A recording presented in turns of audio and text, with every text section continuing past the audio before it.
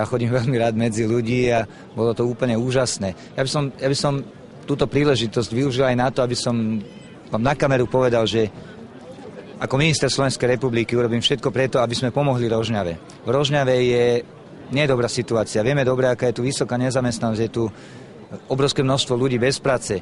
My tu máme v našom chemickom prápore a v našom raketometnom oddeli zhruba 1200 vojakov. 1200 vojakov, to je masa ľudí v porovnaní s počtom obyvateľov Rožňavy, na ktorých sú naviazaní ďalší ľudia, sú na nich naviazaní rodinní príslušníci a to je samozrejme aspoň aká taká záruka určitej prosperity treba z miestnych podnikateľských kruhov, reštaurácií, miestnych obchodníkov a ďalších inštitúcií. My urobíme všetko preto, aby sme tento počet vojakov, ktorých tu máme, aby sme zachovali aj v budúcnosti, aby sme aspoň týmto spôsobom Rožňave pomohli.